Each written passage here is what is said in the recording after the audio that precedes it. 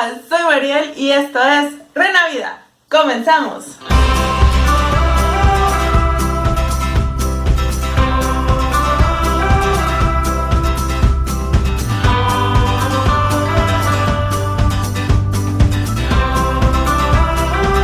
En el video de hoy abordaremos la primera parte de las preguntas más frecuentes sobre la enfermedad renal. Y para esto tenemos a un invitado especial que es el doctor Hugo Radillo, que es médico internista, con un grado académico en clínica vascular y ha publicado en diferentes revistas internacionales. Él es speaker público e influencer, maneja diferentes redes sociales como Instagram, YouTube y Facebook. Les dejaré acá abajo en la descripción sus redes sociales para que lo sigan.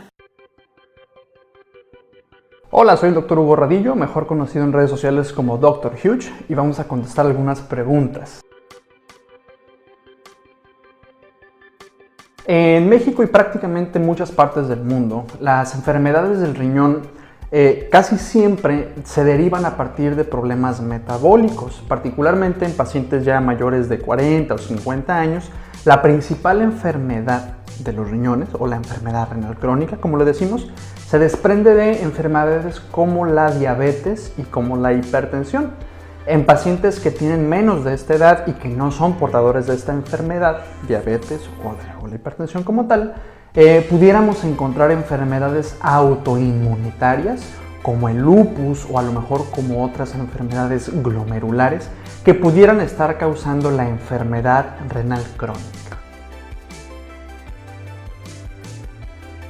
En cuanto a las enfermedades del riñón que derivan de los litos renales o las piedritas en los riñones, cuando estos litos son removidos del sistema de eliminación de la orina o el sistema urinario, la función renal en la mayor parte de las veces puede volver a la normalidad.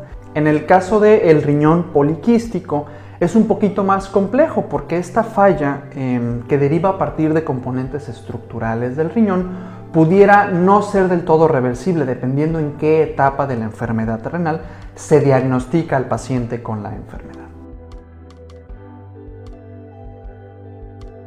La enfermedad del riñón o la enfermedad renal la podemos nosotros catalogar si esta es aguda o si esta es crónica.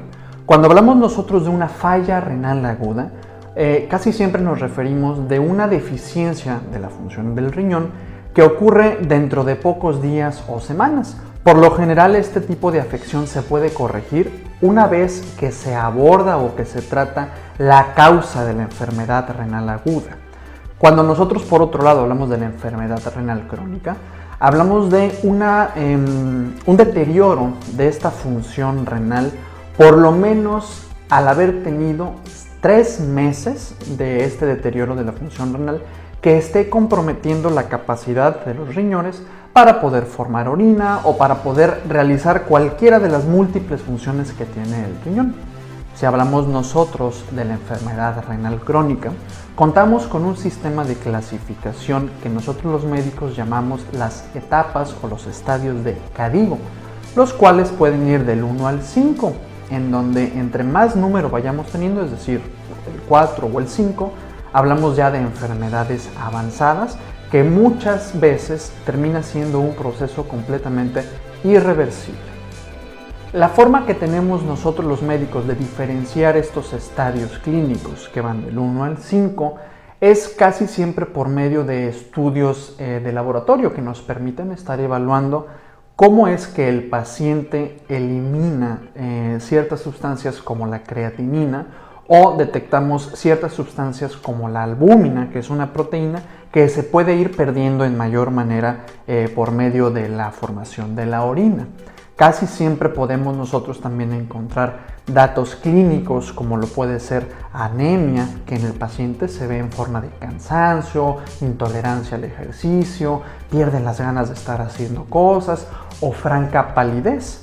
Así también nosotros los médicos podemos estar determinando ciertas etapas clínicas del paciente enfermo renal crónico por medio de alteraciones en la sangre, como lo puede ser una acidosis metabólica, así como algunos procesos de deterioro neurológico que llamamos nosotros encefalopatía, que casi siempre lo vemos ya en etapas más avanzadas de la enfermedad. Dependiendo mucho de la fase, es que los médicos pueden decir si la enfermedad renal crónica se puede revertir o no. De manera global o de manera universal, los médicos consideramos que el deterioro de la función renal, salvo porque sea un proceso agudo, muy probablemente no se va a poder revertir.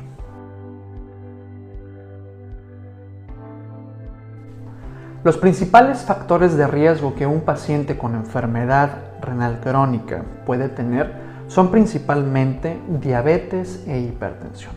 Asimismo, hay una gran cantidad de publicaciones que han documentado que la herencia, es decir, la carga genética para manifestar ciertas enfermedades como estas metabólicas que comento, diabetes e hipertensión, o desde luego enfermedades autoinmunitarias como ciertos procesos de enfermedad glomerular o lupus, por ejemplo, puede tener un paciente.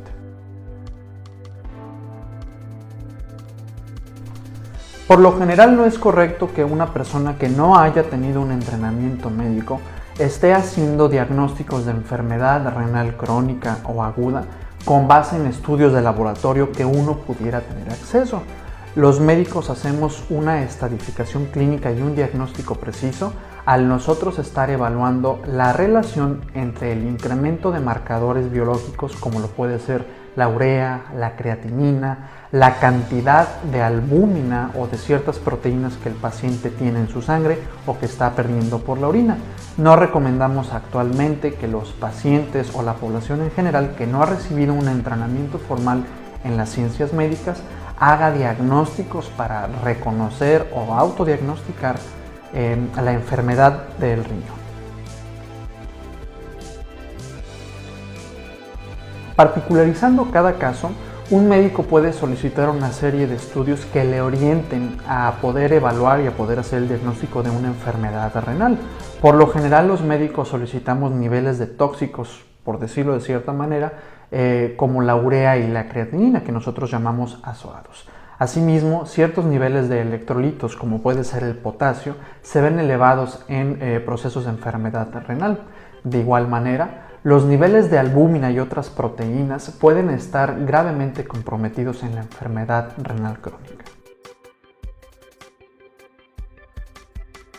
Fisiopatológicamente hablando, un paciente empieza a manifestar los datos de la enfermedad renal crónica cuando una gran parte de las nefronas, esto es, la celulita más pequeña que conforma un riñón completo, empieza a disfuncionar. El riñón tiene demasiadas funciones y cuando estas nefronas empiezan a favorecer el daño renal generalizado, un paciente puede tener manifestaciones como anemia.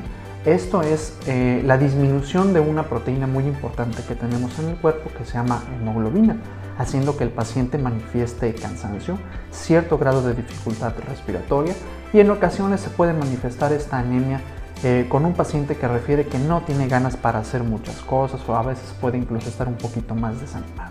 Naturalmente, una manifestación que nosotros llamamos signo, que es algo objetivo que nosotros vemos en el paciente, es la palidez de su piel y de algunas mucosas.